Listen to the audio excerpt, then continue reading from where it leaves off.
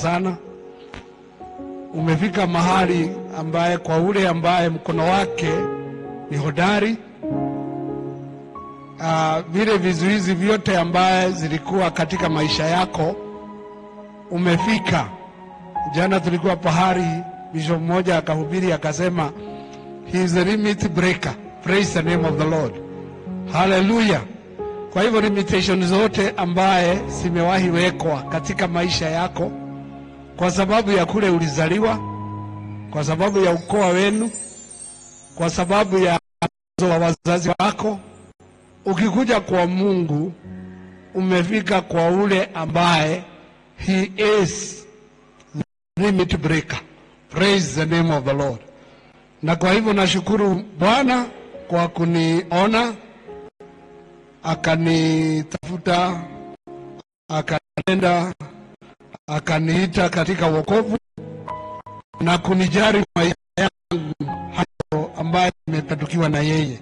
Praise the name of the Lord. Yeye ni rafiki wa karibu na maisha yangu, ni rafiki aliye pamoja nami, ni Mungu ambaye ako ndani yangu. Praise the name of the Lord. Hallelujah. Kwa hiyo Mungu awabariki sana. Nikitaka tusikie neno la Mungu, na lile neno niko nalo ni kwamba kuna mwitikio ambayo unahitajika wakati wa majira ya hatari. Praise the name of the Lord.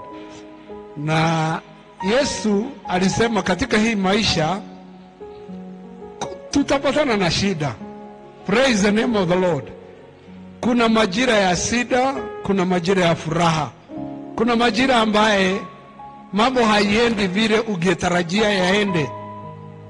Na katika hayo majira, shida si hiyo majira, kwa sababu ndani yetu tuna Mungu ambaye ni Mungu wa majira. Praise the name of the Lord. Hayo majira ni Mungu anayaleta, ama ni Mungu anayakubarisha yatufikie. Praise the name of the Lord. Na kwa sababu ni yeye anakubalia tuyafikie, ni kwa sababu kuna kitu anataka kitoke ndani ya maisha yetu katika hayo majira. Praise the name of the Lord. Biblia inasema ya kwamba wakati Mungu alikoboa wana wa Israeli akiwaelekeza nchi ile ya ahadi, nchi ya Kanani, ambayo walikuwa wameahidiwa ya kwamba ilikuwa nchi yenye maziwa na asali, kulikuwa na njia karibu sana ambaye wangepitia na wafike kwa haraka katika hiyo nchi. Lakini Bwana akaona hawa wakienda huko wakutane na vita, hawataweza kufika katika hatima yao.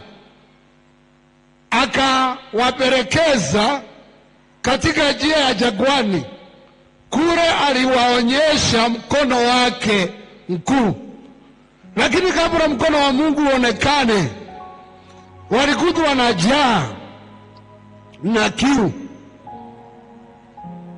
Na hao wana wa Israeli hawakuweza kuvumilia, hawakuweza kugojea wajue Mungu ni mpango gani yako naye juu ya maisha yao.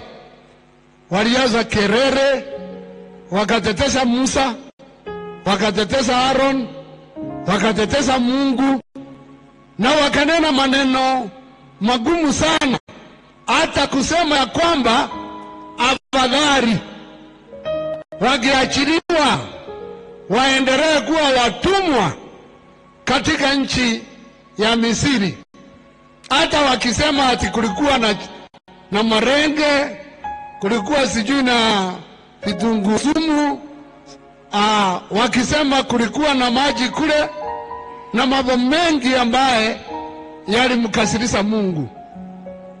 Lakini Bwana anataka katika majira haya,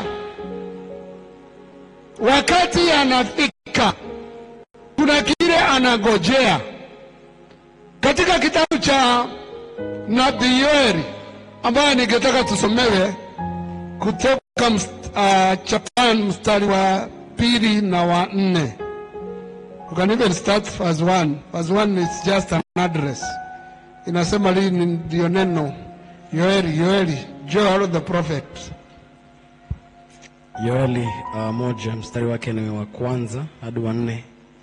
Biblia inasema, neno la Bwana lililomjia Yoeli mwana wa Pethueli. Sikieni haya enyi wazee, sikilizeni enyi wenyeji wote wa nchi.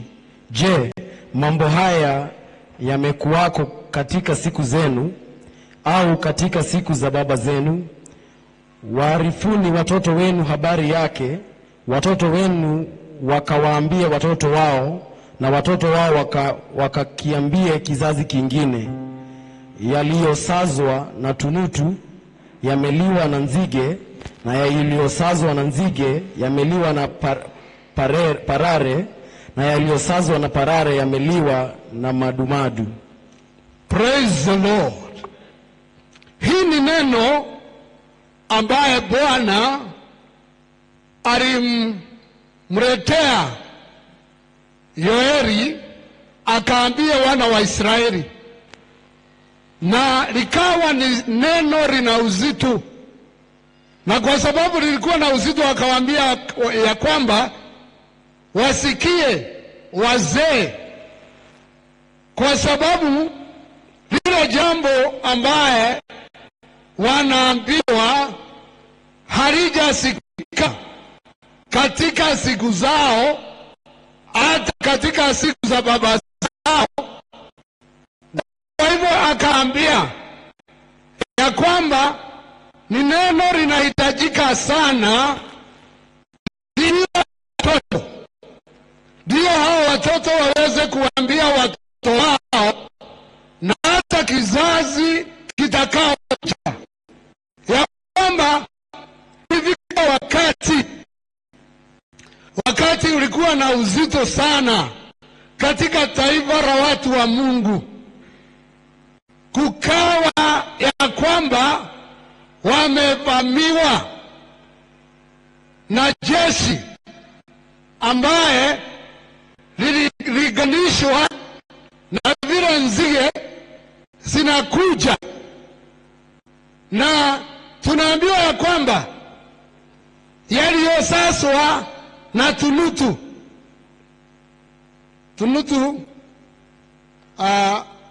another interpretation inasema they are the chewing, ama ni zile nzige kidogo ambaye kazi yake ni kukura, na hizo hata hazionekani sikitembea, sinakuanga kule chini, kazi yake ni kukura kitu chochote ambaye kinaweza kuliwa. They are called the chewing locust.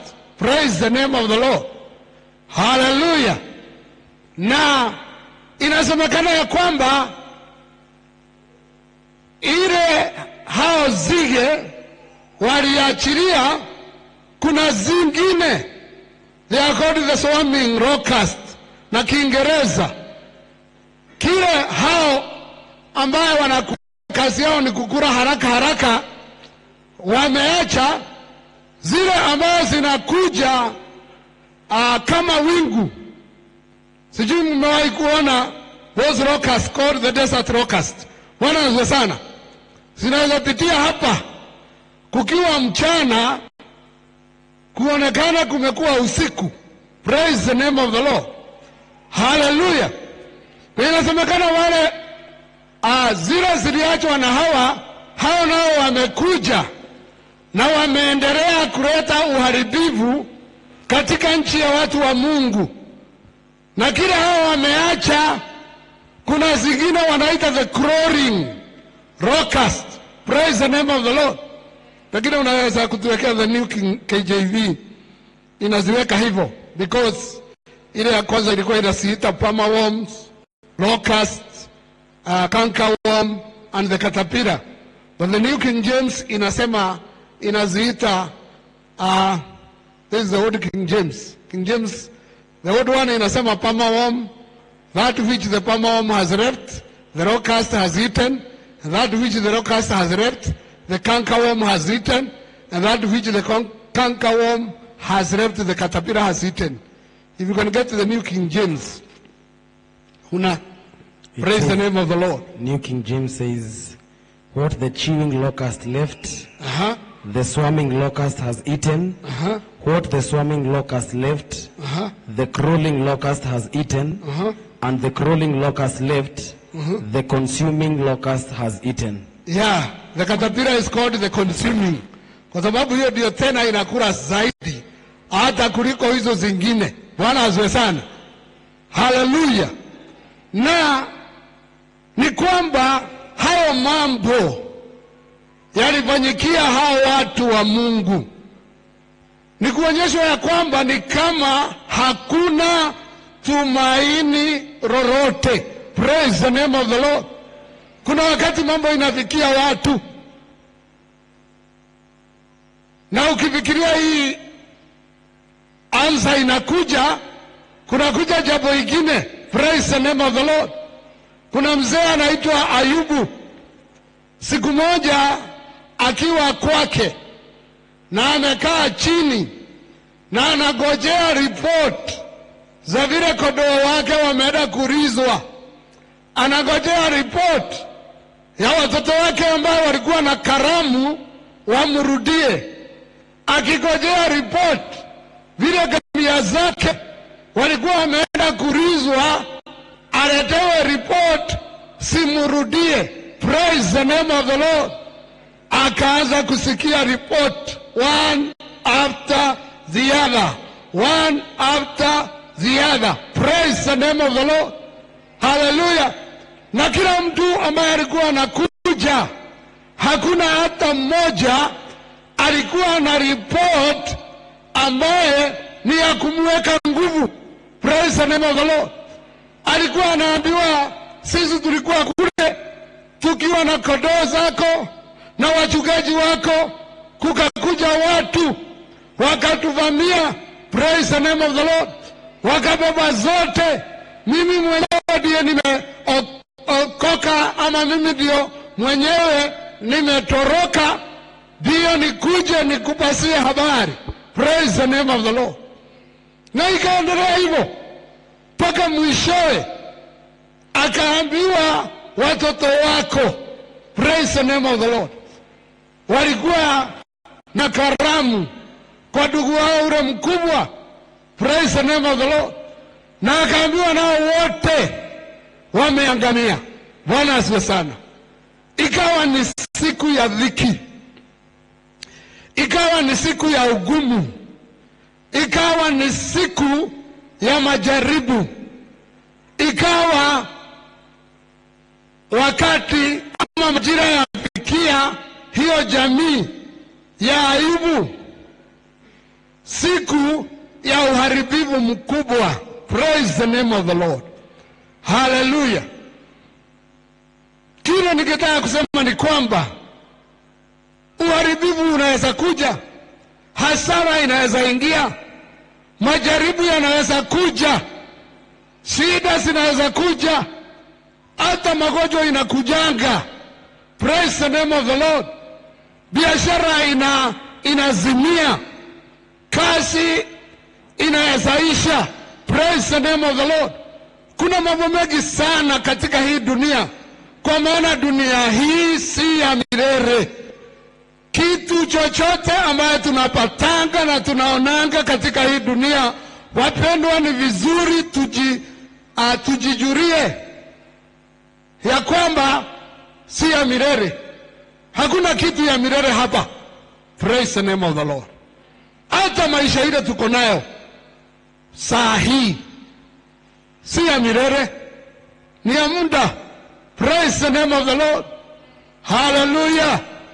Hiyo maisha uko nayo ndugu yangu, ni vizuri ujue hapa duniani hakuna mtu hata moja ataishi milele. Praise the name of the Lord. We are here for a time. Praise the name of the Lord. Hallelujah. Na kwa hivyo hakuna jambo hata moja unaweza ishikilia katika hii maisha tunaishi duniani, uishikilie ati ndio inafanya wewe hiyo jambo, hiyo ndio huwezi achilia. Praise the name of the Lord. Hallelujah. Kile ambaye sisi tumepewa kama watu ambao wameokoka, na ndiposa Yesu alituambia kwamba katikati ya wale ambao wamezaliwa na wanawake hakuna aliye juu ya Yohana, lakini akasema ule mdogo sana katika ufalme wa mbinguni ako juu yake. Praise the name of the Lord. Kwa sababu Yohana alikuwa katikati ya agano ya kale na agano mpya. Praise the name of the Lord. Na sasa kumekuja agano mpya ambayo ndani yetu Yesu Kristo anadumu. Praise the name of the Lord. Ndani yetu kuna umilele umewekwa, kuna uzima umewekwa, kuna ukweli umewekwa. Praise the name of the Lord. Ndani yetu tunaye mmoja ambaye ako na maisha ama ako na uzima wa milele, na kwa sababu ako ndani yetu ameweka huo uzima ndani ya roho zetu. Praise the name of the Lord. Kwa hivyo hata igawa dunia yote hakuna kitu ya kudumu milele, sisi ambaye tumeokoka tuna kitu ndani yetu ambaye ni ya milele. Praise the name of the Lord. Na ni ule uzima tumepewa na Yesu. Praise the name of the Lord. What does that mean? Bwana sana.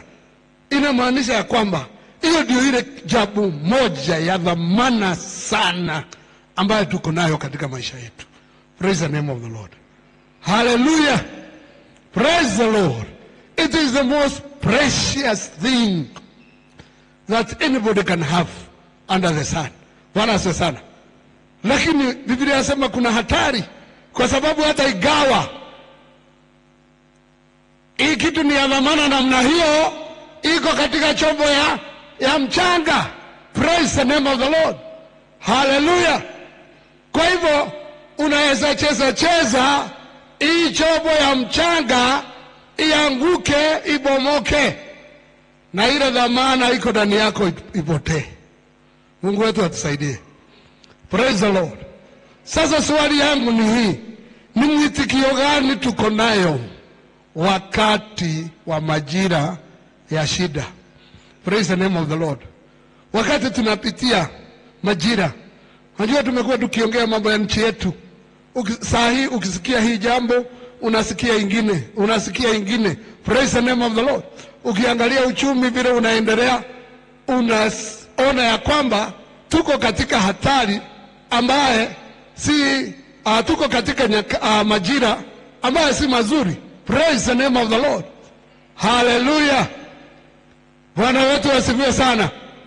Kuna mambo yalifanyika kule Mombasa ya Sakahora, na kukawa na kamiti ya kanisa ati ya kusema itaregulate makanisa.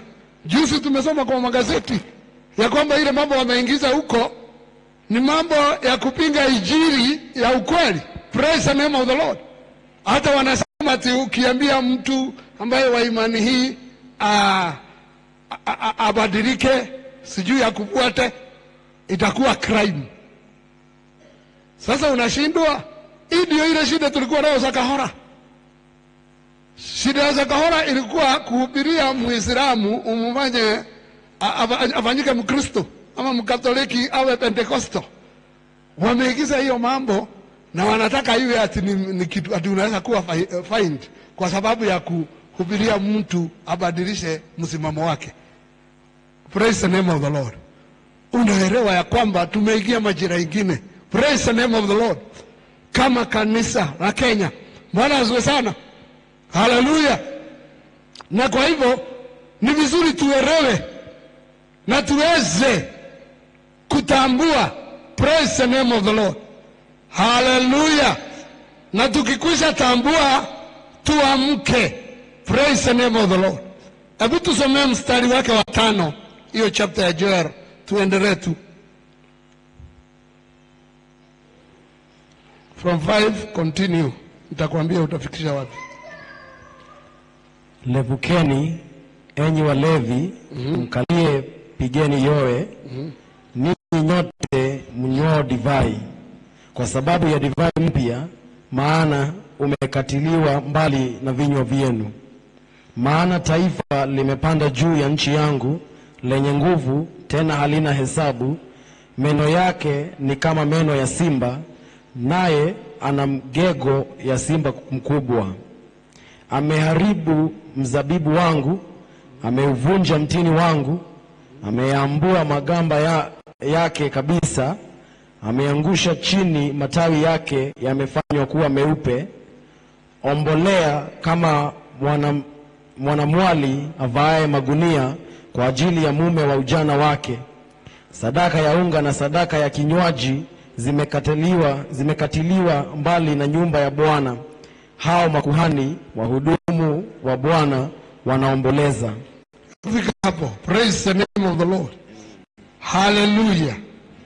Neno rasema ya kwamba wakati uharibifu ulifika katika nchi ya Mungu, lile neno ambaye Bwana aliambia wanawake ni kwamba waamke. Praise the name of the Lord. Kiingereza inasema awake. Praise the name of the Lord. Hebu tuwekee verse 5 na Kiingereza. Bwana asifiwe sana. Hii neno ya Kiswahili inasema levukeni.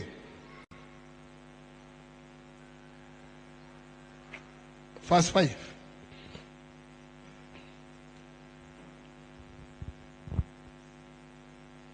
Wake up, you drunkards. Praise the name of the Lord. Hiyo ndio ilikuwa neno la kwanza. Amka. Praise the name of the Lord. Wakati umeingia katika majira ya hatari, wakati umeingia katika majira ya kiangazi, wakati umeingia katika majira ya kona vita, wakati umeingia katika majira ya wasiwasi. Praise the name of the Lord. Jambo la kwanza ni kwamba uamke. Praise the name of the Lord. Usiendelee kuwa na uzingizi, usiendelee kurara, usiendelee na maisha ile ya kawaida. Ukawaida ukuondoke. Praise the name of the Lord. Kwa sababu you are not living in ordinary times. Therefore, ordinary life should depart from you. Praise the name of the Lord. Hallelujah. Na kwa hivyo inahitaji uamke. Na ujue ya kwamba yale majira tumeingia ni majira inahitaji tuamke, tukeshe. Praise the name of the Lord. Hallelujah. Inahitaji tuamke, tukeshe. Ndio tujiombee, tuombee watoto wetu, tuombee nchi yetu. Praise the name of the Lord.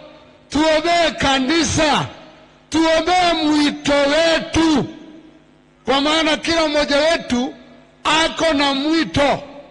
Praise the name of the Lord. Hallelujah. Wajua Biblia iko na mwito imepeana wa kila Mkristo aliyo katika dunia. Na huyo mwito ni wa kwamba kila mmoja wetu ni mshuhuda wa Yesu Kristo. Praise the name of the Lord. Hallelujah. Praise the Lord. Na hiyo ni kitu ambayo imepotea katika majira haya, ya kwamba watu wengi hawana ushuhuda wa Yesu. Hata kama waliokoka hawashuhudii. Hata kwa hawajulikani wameokoka. Kule wanafanyaga kazi hakujulikani wanakuwaga wameokoka. Watu wale wanashida nao hawawajui kama watu wameokoka. Praise the name of the Lord. Na ni hatari sana, kwa sababu Mtu yeyote ambaye aliye na mwana wa Mungu ana ushuhuda wake ndani yake. Praise the name of the Lord. Hallelujah. You know, Jesus is the word of God. Na wakati wa Jeremiah, because Jeremiah aliteswa sana, kuna wakati alikuwa amesema mimi sita nena tena. Juu alikuwa anaenda, Mungu anamwambia enda ukawaambie vile nitatuma Babylonians wakuje wawachukue mpaka huyo mfalme na minyororo aperekwe mpaka kule Babylon. Praise the name of the Lord. Akinena hiyo, mfalme anaamuru huyo jamaa aende ashikwe, aikishwe kwenye shimo na apewe mkate wa shida. Praise the name of the Lord. Hallelujah. So aliteswa sana, mpaka siku moja akasema hata ukiniambia sitaenda. Praise the name of the Lord. Lakini alisema neno la Mungu lilikuwa kama moto ndani yake, lilianza kuchoma mifupa yake. Praise the name of the Lord. Na akasikia kwamba lazima aende aachilie lile neno, hata igawa atateswa. Praise the name of the Lord. Kwa hivyo nasi ambayo tumepokea neno la kweli na tumepewa Roho Mtakatifu ndani yetu, hiyo neno linahitaji kuachiliwa. Ukiona mrevi, hata akiwa ni baba yako, mwambie neno la Mungu. Praise the name of the Lord. Hallelujah. Hata akiwa ni rafiki yako, anaweza kasirika. Praise the name of the Lord. Hallelujah. Lakini mpatie neno. Praise the name of the Lord. Hallelujah. Wewe umefanya kazi yako, umeitwa uwe mshuhuda wa Yesu. Vile Yesu alienda mbinguni kuwa mshuhuda wako, nawe hapa duniani lazima uwe mshuhuda wa Kristo katika dunia. Praise the name of the Lord. Hallelujah. Kwa hivyo amka. Wake up. Praise the name of the Lord. Hallelujah. Tena ni vizuri uelewe hii shida iko namna gani. Bwana asifiwe sana. Inasema ya kwamba the sweet wine has been taken from us. Bwana asifiwe sana. Ile mambo yale yalikuwa mazuri, the corn, the oil. Bwana asifiwe sana. Hakuna kitu ambaye kinaonekana. Hebu tuende mstari wa 6. Inasema ya kwamba maana taifa limepanda juu ya nchi yangu lenye nguvu, tena halina hesabu. Meno yake ni kama meno ya simba. Praise the name of the Lord. Kuna wakati unahitajika ujue situation iko namna gani. Wala asiwe sana. Hallelujah. Hayo mambo yanaendelea nchini inamaanisha nini? Pesa za umma zikiendelea kuibwa inamaanisha nini kwa wakaaji wa nchi ya Kenya? Praise the name of the Lord. Hallelujah. Wajua, juzi tumekuwa na watoto wetu wameenda street na tukafikiria tu ni watoto, lakini mambo yale walikuwa wanasema kama kuuzwa kwa airport. Mimi nilikuwa nafikiria tu ni mchezo wanacheza, kumbe hii ni mambo ya ukweli. Bwana atusaidie sana. Juzi nimeona watu wa India wakienda street kwa sababu ya the same group ambayo sasa imepewa airport Kenya, kwa sababu ya ile mashida nao wanapitia. Mungu wetu atusaidie. Na kwa hivyo ukisikia mambo kama hayo, ukifikiria ni airport wamepewa power line na tena tumeanza kuwa na blackout, Mungu atusaidie sana. Tunajua tumeingia katika majira ambayo ni hatari. Praise the name of the Lord.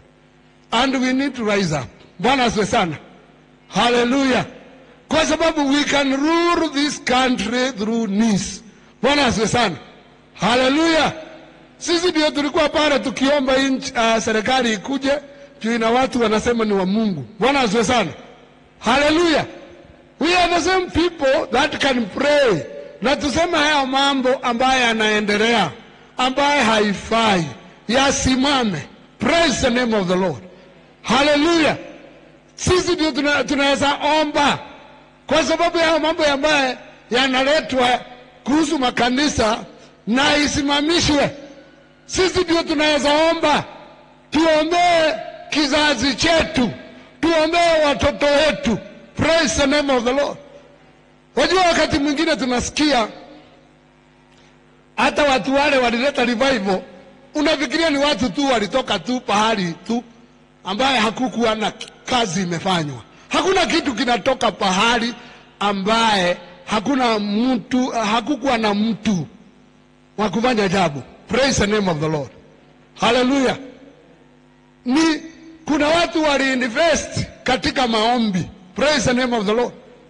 Recently, nilikuwa nasikia mambo ya one of the revivalists, anaitwa Jonathan Edward. Tukaambiwa kuhusu mama yake. Ni mhubiri mmoja alikuwa anasoma kitabu ya mama yake. Mambo ya mama yake mimi sikuwa nimeyajua. Praise the name of the Lord. Lakini alikuwa anasema huyo mama alikuwa na watoto 9.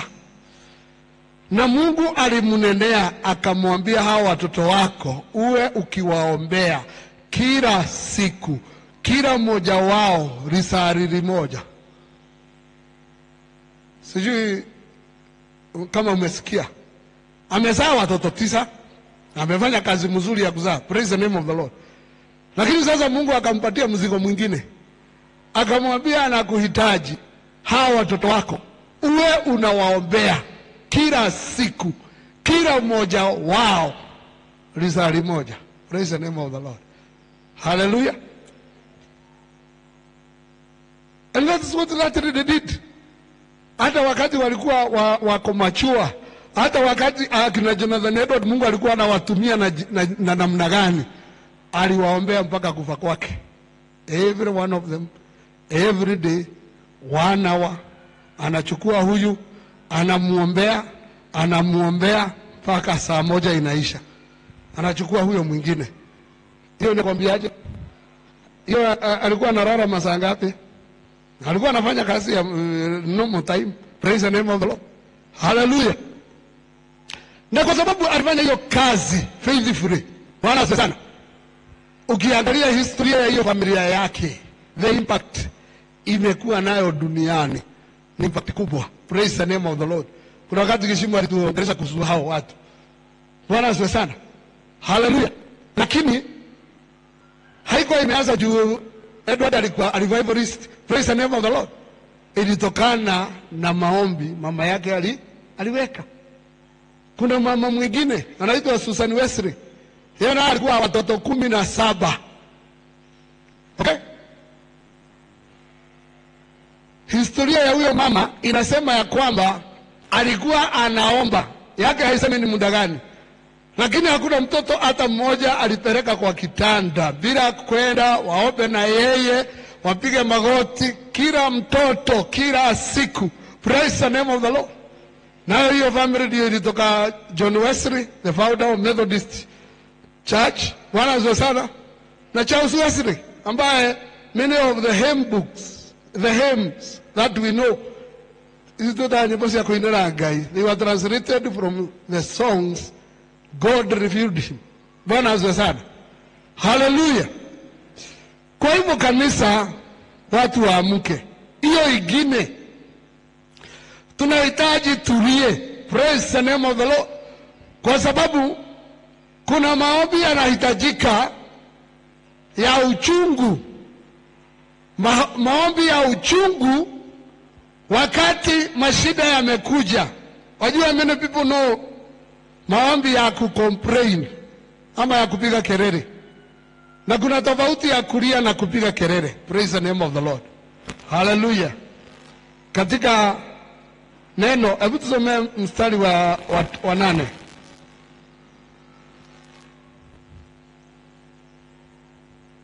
Yasema, ombolea kama mwanamwali vaaye magunia kwa ajili ya mume wa ujana wake. Sadaka ya unga na sadaka ya kinywaji zimekatiliwa mbali na nyumba ya Bwana, au makuhani wahudumu wa Bwana wanaomboleza. Praise the name of the Lord. Hallelujah. Tunaambiwa oboreni, tuingie katika maombolezi. We mourn, we weep. Praise the name of the Lord. Hallelujah.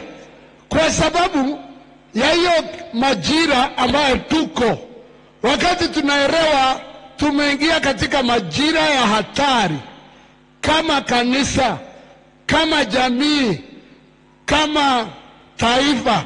Praise the name of the Lord. Unaweza hata angalia mambo vile inaenda, mambo ya kiuchumi, haleluya, mambo ya kielimu. Saa hii hata mambo ya elimu sometimes unasikia unashindwa. Tuko na watoto standard 8, hajulikani kama wanakaa primary, kama wanaenda secondary. Bwana atusaidie sana. Kuna mambo ambaye haiendelei vizuri, hatujui itakuwa namna gani. Bwana asifiwe sana, haleluya. Na tena mabiashara mingi yanaendelea kufungwa. Juzi nilikuwa Nairobi, maduka mingi unaona ya kwamba inatangazwa ya kwamba inahitaji watu waweke biashara kule. Bwana atusaidie sana. Na kitambo, kuna wakati mimi nilitafuta duka nikiwa tena Nairobi City nikakosa. Praise the name of the Lord, haleluya. Na hiyo ni miaka kama 20 iliyopita. Saa hii maduka yamejaa Nairobi, inatangazwa kama mtu anaweza yachukua. Inakwambia nini? Praise the name of the Lord. Na wakati huo watoto wetu hawapati kazi, wakitoka shule, unaona ya kwamba majira yale tuko si majira mazuri. Praise the name of the Lord. Na kwa hivyo tunahitajika tuamke, sisi kama watu wa Mungu, tukibiria nyumba ya Mungu, tuwe na maoborezi kama mwanamwali avae magunia kwa ajili ya mume wa ujana wake. Praise the name of the Lord. Tupige mayowe na tujipange. Praise the name of the Lord. Hebu tusomea mstari wa 13.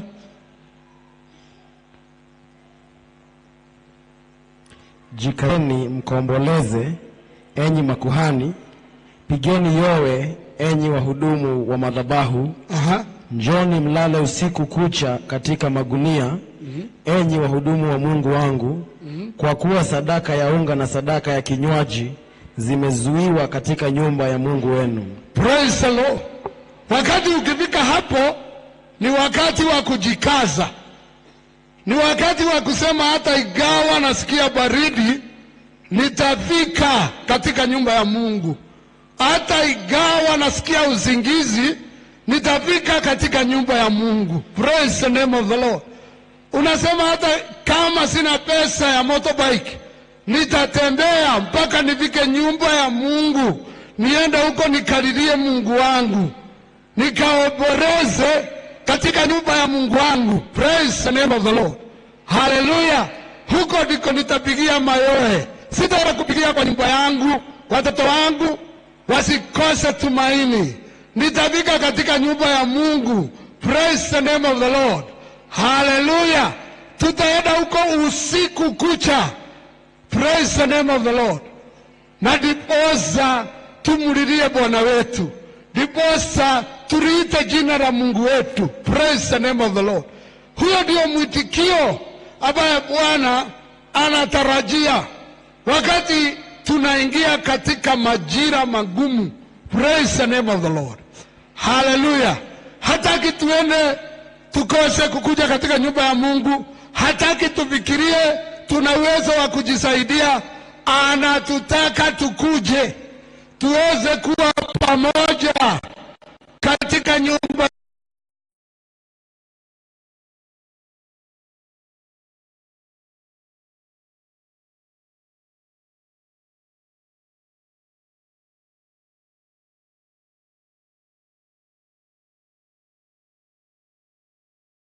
ya Mungu. Praise the name of the Lord, hallelujah. Hebu tusome 14 tusikie nayo inasemaje.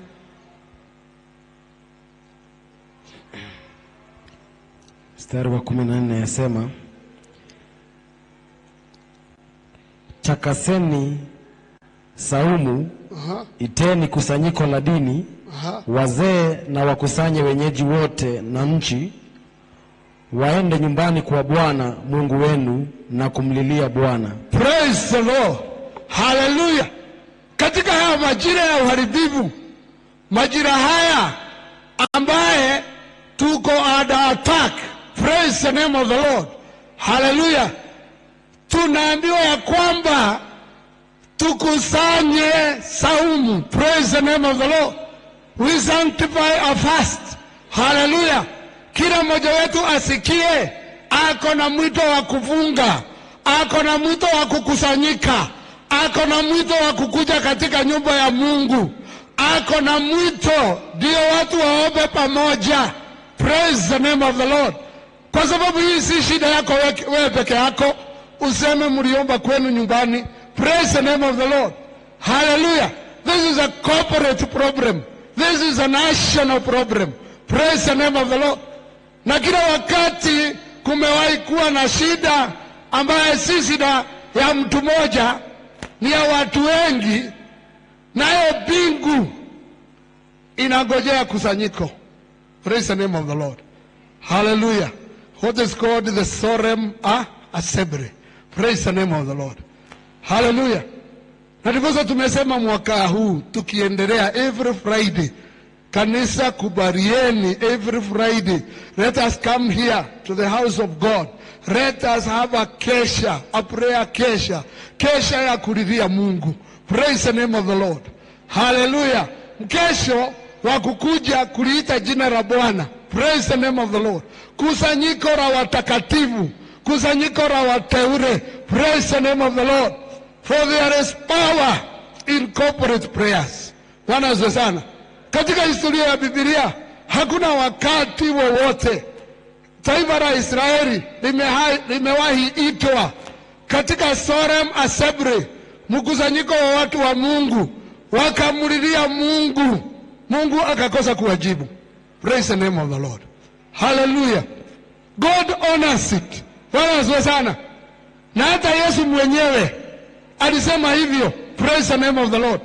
Hebu tusomee Mathayo. Matthew 18 to 20.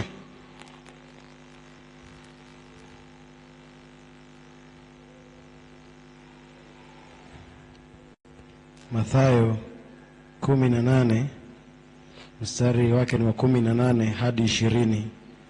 Biblia yasema, Amin nawaambieni, yoyote mtakayoyafunga duniani yatakuwa yamefungwa mbinguni, na yoyote mtakayoyafungua duniani yatakuwa yamefunguliwa mbinguni. Tena nawaambia ya kwamba wawili wenu watakapopatana duniani katika jambo lolote watakaloliomba, watafanyiwa na Baba yangu aliye mbinguni. Kwa kuwa walipo wawili watatu wamekusanyika kwa jina langu, nami nipo papo hapo katikati yao. Praise the Lord. Bwana alisema pahali popote mtakubaliana, mkutane, watu wawili, watu watatu kuendelea, pahali popote kusanyiko litakapoitwa. Praise the name of the Lord. Na limeitwa kwa sababu ya Yesu. Praise the name of the Lord. Wakati wowote tutakuwa na kusanyiko kama hilo, Bwana atakuwa pale. That is his commitment, and you know he is faithful. Bwana asifiwe sana. Hallelujah. Yeye ndiye alisema pahali popote mtakusanyika kwa sababu yangu. Hebu tuweke 20. Praise the name of the Lord. Hallelujah. Kwa kuwa walipo wawili watatu wamekusanyika kwa jina langu. Praise the name of the Lord. Hallelujah. Nami nipo papo hapo katikati yao. Praise the name of the Lord. Kwa hivyo mkiwa hapo, mkikubaliana, mshikane mikono, mseme huu uharifu wa kuiba mali ya umma Kenya tumekataa. Yesu ako hapo atimize. Praise the name of the Lord. Hallelujah. Mkikusanyika, praise the name of the Lord, mtubu dhambi za taifa. Hallelujah. Bwana ako hapo asamehe taifa. Praise the name of the Lord. Tukikusanyika tutubu dhambi za kanisa, ile uharifu imetendwa na watu kwa jina la Mungu, wakifanya mambo mabaya katika taifa la Kenya na taifa zingine. Tukitubu, Bwana yuko pale atusamehe. Praise the name of the Lord. And that is the value of that solemn assembly. Praise the name of the Lord. Na ile jambo mtakubaliana, mseme hivi ndio tunataka taifa yetu iendelee. Hivi ndivyo tunataka bahari tunahubiri kuendelee. Tunahitaji mji watu waokoke, wazee waokoke, wamama waokoke, vijana wetu waokoke. Praise the name of the Lord. Waache kufungwa na pombe, waache kufungwa na madawa ya kulevya. Yale mambo mtasikizana, yale mambo mtapeleka mbele ya Bwana. Hallelujah. Bwana atasikia. Praise the name of the Lord. Hallelujah. Let's go to chapter 2 of Joel. Tusomee mstari wake wa 12.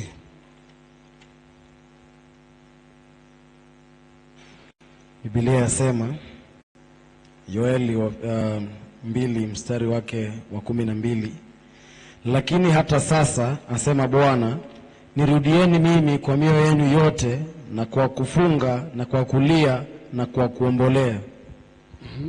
Rarueni mioyo yenu wala si mavazi yenu, mkamrudie Bwana Mungu wenu, kwa maana yeye ndiye mwenye neema, amejaa huruma, si mwepesi wa hasira, ni mwingi wa rehema, naye hughairi mabaya. Praise the Lord. Hata wakati tunapitia magumu, kuna mwito hapo ya kwamba turejee kwa Bwana, turudie Bwana wetu na yetu. Praise the name of the Lord. Who knows? Bwana wakati mwingine anakubalisha wakati mgumu ndio watu wamrudie, kwa sababu wakati mwingine when things are going right, when nothing is missing, sometimes we don't have time. Bwana asifiwe sana. Wakati mwingine hata tunashindwa, tunahitaji kuomba nini? Kuna wakati sijui kama mnajua, in the 90s kuna mzee mwingine na hapa Kinoo, mke wake alikuwa anamwambia ati anaenda maombi. Siku moja huyo mzee akauliza huyo mama, hii maombi unaenda kila siku unaniambia unaenda maombi, na kila siku ukitaka kitu ni mimi unaomba, kwani huyo unaobaga hakupeagi? Do you know hiyo kitu? Huyo mzee ndivyo alisema.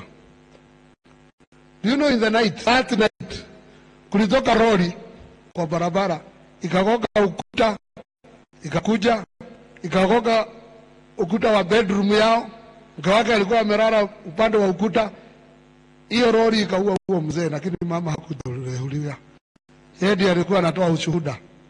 Anasema vile mzee jana alikuja akamuuliza, hii maombi nataka kila siku, kwani haupeangi kila juu kitaka pesa ni mimi unaomba? Ukifanya mambo ifanyike ambaye haikuwa ya kawaida. Praise the name of the Lord. Hapa tuko Kenya. Praise the name of the Lord. Hallelujah. Tunaweza fikiria juu pengine ukiwa ni dada unaomba, lakini ni bwana yako anakutumia pesa, unafikiria Mungu hayuko. Praise the name of the Lord. Unaweza kufikiria juu ni biashara unafanya marketing mzuri, pesa zinaingia, unaweza fikiria Mungu hahusiki juu marketing yako ni sawa. Praise the name of the Lord. Hallelujah. Na hayo mambo ndio imeleta udanganyifu katika dunia. Hiyo ndio ile roho inaomiliki kwa wana wa giza. Praise the name of the Lord. Ya kwamba wanaweza fikiria ya kwamba hata hakuna Mungu. Juu anapangaga mambo na anaonekana yakinawiri. Praise the name of the Lord. Lakini Mungu wetu hataki kuwe hivyo kwetu. Praise the name of the Lord. Hallelujah. Anatakanga tuamke. Anatakanga tumurudie. Anatakanga turarue mioyo yetu, sio nguo. Bwana asifiwe sana. Hallelujah. Mioyo yetu inahitajika iraruie na Bwana. You know, kuna kitu katika Biblia inasemekana God cannot Hebu tusomee Psalms 51:17. A broken and a contrite heart God cannot do what? Cannot reject. Praise the name of the Lord. Hallelujah. 51:17. Psalms. 51:17. Psalms. Saburi 51 mstari wake ni wa 11 ana 17. The Bible says the sacrifices of God are a broken spirit, a broken and a contrite heart. This, O God, you will not despise. Praise the name of the Lord. Hallelujah. A contrite heart, a broken spirit. Hii ni gani? A broken and a humbled heart. You will not despise a broken and humbled heart. Bwana asifiwe sana. Ndio Joeli aliambiwa ya kwamba turarue mioyo tukikuja mbele ya Bwana a season like this one. Praise the name of the Lord. Turarue mioyo yetu. We break before the Lord. Bwana asifiwe sana. Hallelujah. Yale maombi tulikuta sisi ya machozi, mtu analilia Mungu usiku mzima. Praise the name of the Lord. Hallelujah. Yarudi katika nyumba ya Mungu. Bwana asifiwe sana. Praise the Lord.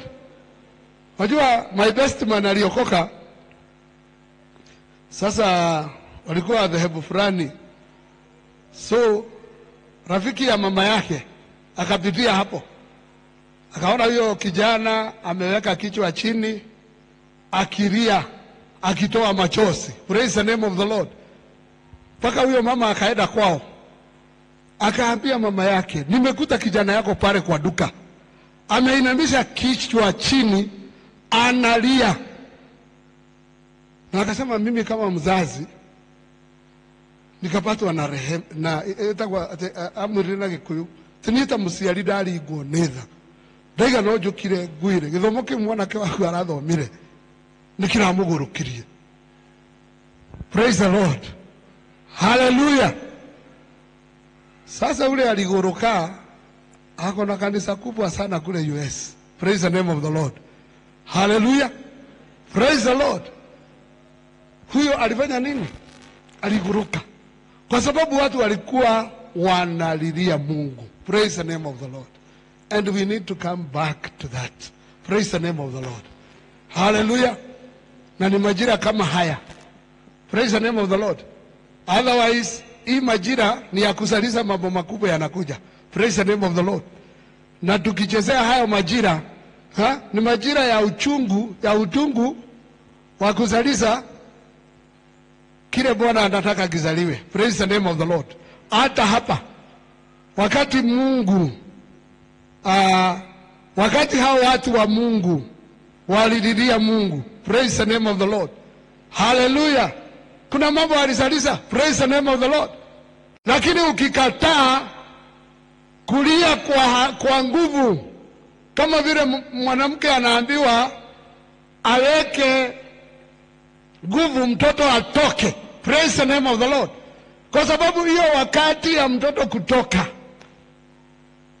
msiposhunga mtoto na mama yake wanaweza kufanya nini? Kukufa. Praise the name of the Lord.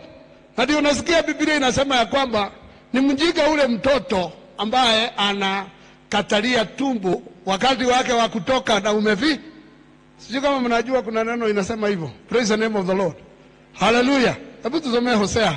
I think it's Hosea. Hosea 13.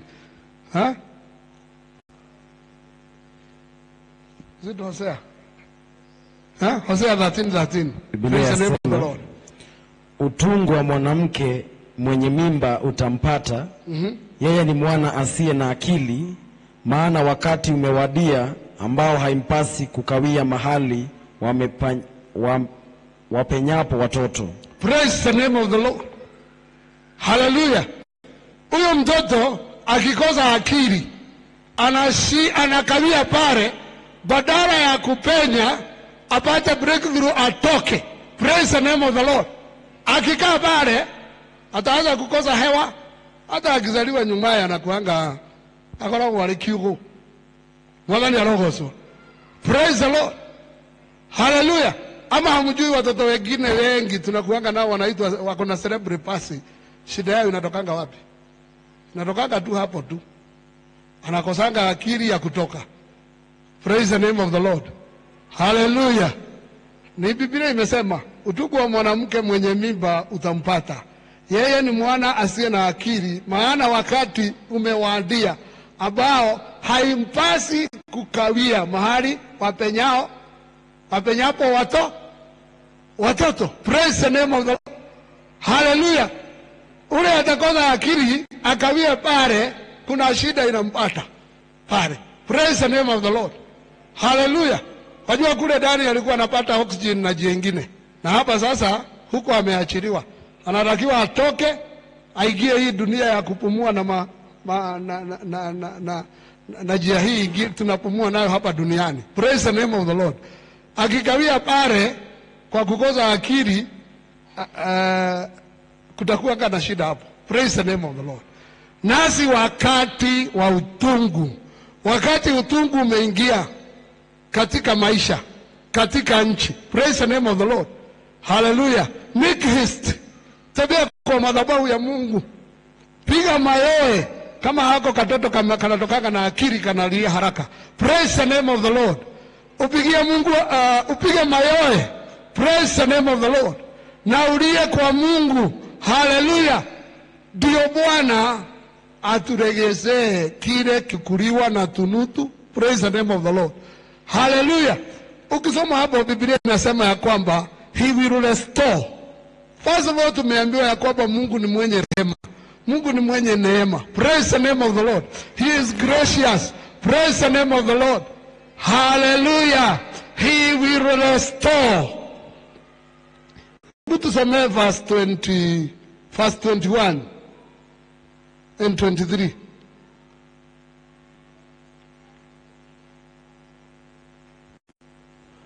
Ama utaanza na ebu soma 18 then 20, 23. Biblia yasema, hapo ndipo Bwana alipoona wivu kwa ajili ya nchi yake, akawahurumia watu wake. Bwana ajibu. Praise the Lord. Verse 18 tu.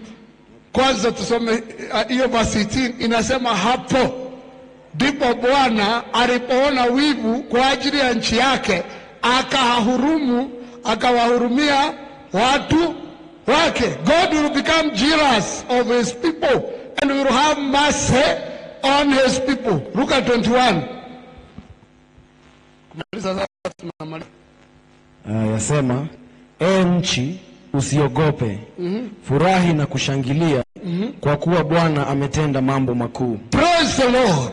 Bwana sasa, kwa maana kuna watu walilia, kuna watu waliita jina la Bwana, kuna watu walikosa kurara, kuna watu walikuja katika madhabahu kukesha.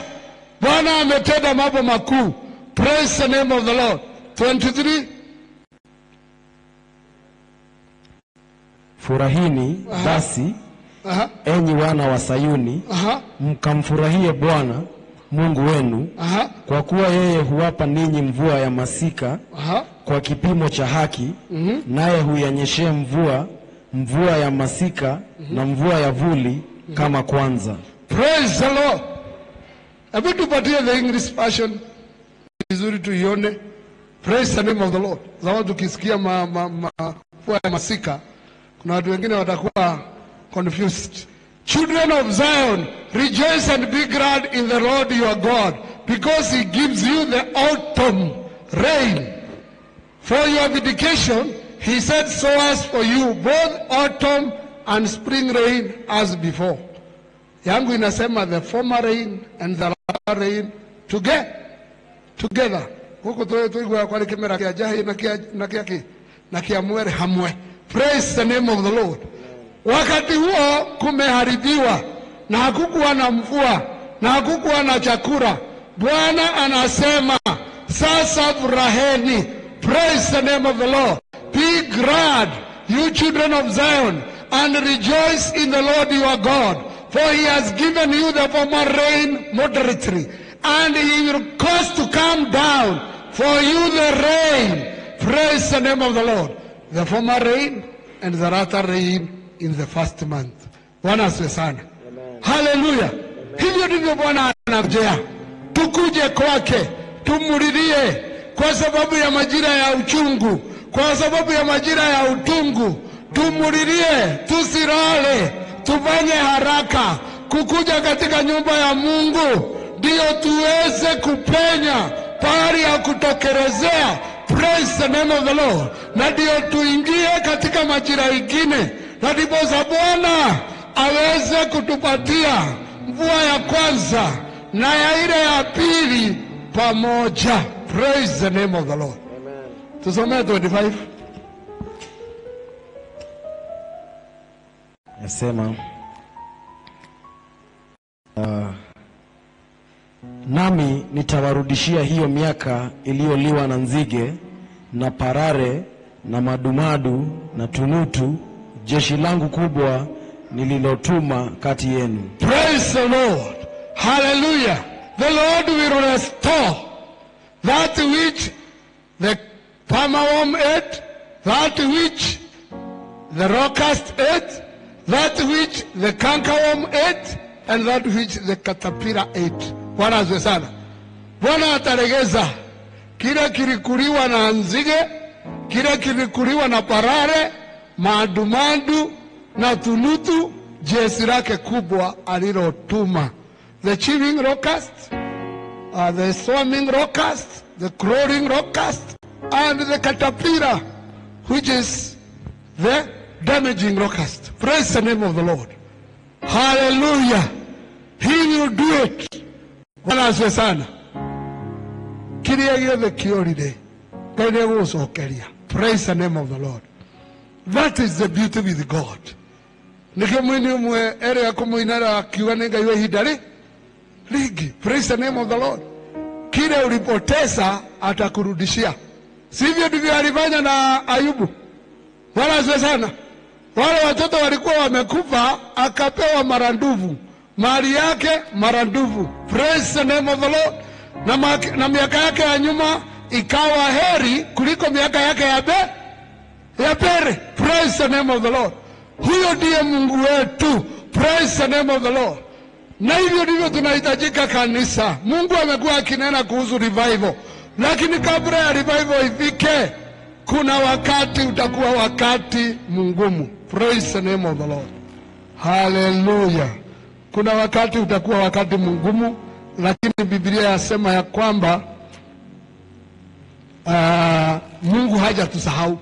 He has not forgotten us. Bwana asifiwe sana. Praise the Lord. Hebu tusomee Isaiah 44:21. That word Mungu alinipatia in a very strange way. I was trying to encourage somebody na neno ya Yeremia. Nikaona mtu amenitokelezea akasema hapana, msomee Isaiah 44:21.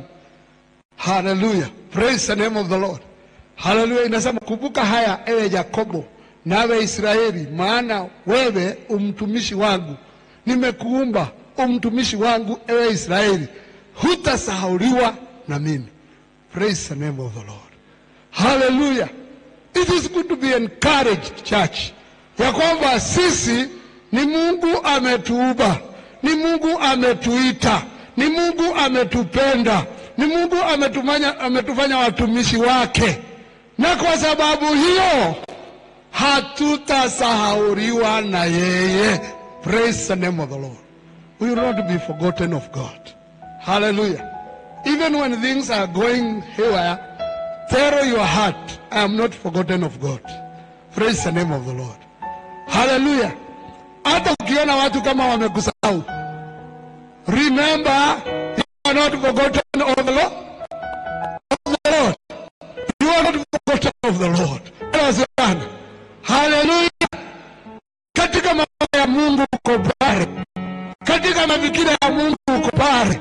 Katika mipango ya Mungu uko pale. Praise the name of the Lord. Hallelujah.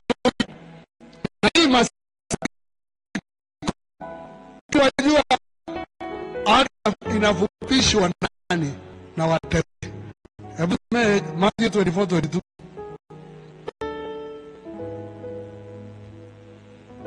Matthew 24:22. Turudi Joel tumalize. 24:22.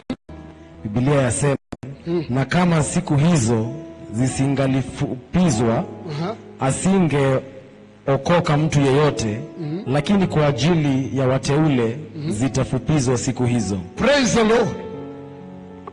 Siku za hatari, siku za majaribu. Hallelujah. Praise the name of the Lord. Hallelujah. The days of tribulation. Hallelujah. Praise the Lord. Ndio Yesu anasema, na kama siku hizo sisi galifupishwa asiegokoka mtu yeyote. Kulingana na ile mipango iko, hizo siku ilihitaji sifupishwe, kwa sababu kumekuja watu ambao wanaitwa wateule wa Mungu, watu ambao wanaweza simama mbele ya Mungu wamsihi kwa sababu ya maisha yao, wamkumbushe kile Yesu alifanya msalabani. Praise the name of the Lord. Wamkumbushe ya kwamba wako na agano na yeye. Praise the name of the Lord. Na kwa sababu ya hao wateule sitafupishwa siku hizo. Praise the name of the Lord. Hallelujah. Praise the Lord. The moment you know wewe ni mteule wa Mungu, hata ikawa kuna masiku ya shida iko, unaweza kuja usimame mbele ya Mungu umsihi. Praise the name of the Lord. Kuna bahari, sijui kama ni unasihi Mungu, unamsihi, you plead, you entreat the Lord. Turudi na hapo chapter 2 tukimalizia ya Joel. Hebu tusome verse 17 kidogo tu. Yasema hao makuhani wahudumu wa Bwana na walie kati ya patakatifu na madhabahu na waseme, uwaachilie watu wako, e Bwana, wala usitoe urithi wako upate aibu, hata mataifa watawale juu yao, kwani waseme kati ya watu, yuko wapi Mungu wao? Praise the Lord. Wakati tunakuja katika nyumba ya Mungu kama makuhani wake, praise the name of the Lord, na kama wahudumu wa Bwana, tulie kati ya patakatifu na madhabahu na tuseme, uachilie watu wako ewe Bwana, wala usiutoe urithi wako upate aibu, hata mataifa watawale juu yao, kwani waseme kati ya watu, yuko wapi Mungu wao? Praise the name of the Lord. It is a entreating. Bwana asifiwe sana. Ni mahoya maguthaithana na guthaithanirira. Mwathani arogoco. Na hiyo ndio ile maombi tunaambiwa tukuje tuombe katika nyumba ya Mungu. Bwana asifiwe sana. Kama kuna mambo ambayo inaendelea ambayo si mzuri, saa hii kuna shida hata za ndoa katika familia. Praise the name of the Lord. Hata familia za watakatifu, familia za watu wa Mungu, hebu tukuje tulilie Mungu na tumwambie kusionekane aibu katika boma za ndugu zetu, kusionekane aibu katika boma za watakatifu wetu, watoto wa ndugu wetu na wasifukuzwe shule. Praise the name of the Lord. We come and entreat the Lord na tumwambie ya kwamba kwa nini mataifa waulize, yu wapi Mungu wao? Praise the name of the Lord. Hallelujah. Praise the Lord. Na tukielewa maombi yale Mungu anatakanga tuombe. Wajua hata kufunga kuna pahali Mungu alisema, hiyo kufunga mnafunga sio ile nataka. Kufunga hii ndio natakanga. Praise the name of the Lord. Nayo hii neno linatuambia hii ndio ile maombi. Hii ndio ile njia ya kumsihi Mungu. Praise the name of the Lord. Hallelujah. And you know, hiyo kitabu ya Joeli tumefika 25. Ukifika 28 inasema baada ya mambo hayo nitamwagilia watu wangu roho wangu. Praise the name of the Lord. Hallelujah. Kwa hivyo inaonyesha kwamba tukipita hapa kwenye utungu huu kwenye mashida haya, the revival we have been looking to, we shall get it. Bwana asifiwe sana. Mrotuli, si basi wasomea 27 all the way to 28. No, all the way to 30. Maliza, tutasoma scripture nyingine kwa saa imeenda.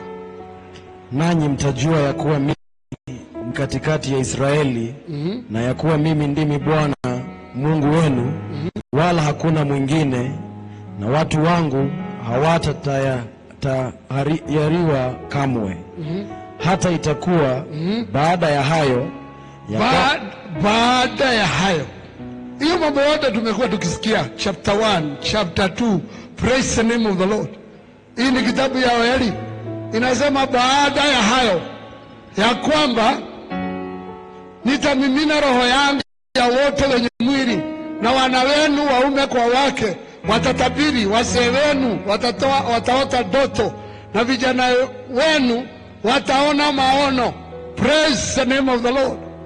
Baada ya hayo, the revival we have been praying for, the awakening we have been looking to. Praise the name of the Lord. Hallelujah. Tukivumilia kupitia kwenye utungu, tukiamka tukiwa na mwitikio wa kweli, badala ya kucomplain, tukibia kwenye madhabahu ya Mungu, tulilie Bwana. Praise the name of the Lord. Tuachane na usingizi, tukuje katika mikesha ya maombi. Praise the name of the Lord. Tuharakishe, tusikawie bahari pa kupenya. Praise the name of the Lord. Ndio tusipatwe na uchungu, kwa sababu kuna madhara ya uchungu. Praise the name of the Lord. Na inaweza kutuharibia maisha, inaweza kuwa kanisa na ikuwe wewe. Praise the name of the Lord. Hallelujah. Ukifanya haraka kukimbia katika nyumba ya Mungu, Bwana asifiwe sana. Hallelujah. Tutajionea makubwa. Praise the name of the Lord. Na tutaregeshewa kile tunutu, parare, madumadu, na nzige wote wamekula. Praise the name of the Lord. There shall be a time of restoration. There shall be a time of refreshment. Bwana asifiwe sana. Na tukikuza maliza hapo tena, Bwana atatumwagilia roho wake. Praise the name of the Lord. Hallelujah. Ndio tukamilishe ile commission ambayo tumepewa kama kanisa duniani. Praise the name of the Lord. Ndio tuweze kuhubiri injili ya kweli kwa mataifa wote. Hebu tusimame. Tusimame. Sijui umesikiaje, lakini sasa kuna mwito wa kuomba. Kuna mwito wa kulilia Mungu kwa sababu yetu, kwa sababu ya watoto wetu, kwa sababu ya ndoa za watu wa Mungu, kwa sababu ya kazi za watu wa Mungu, kwa sababu ya biashara za watu wa Mungu, kwa sababu ya kanisa la Mungu, kwa sababu ya hizo sheria ambazo zinaletwa za kuangamiza injili na za kuangamiza mwito wa injili, kwa sababu ya nchi ya Kenya, vile uchumi na mambo mengi, uongozi vile unaendelea, wizi wa mali ya umma vile unaendelea. Kuna mwito wa kuomba, kuna mwito wa kukuja katika nyumba ya Mungu, ndio tuweze kulilia Bwana.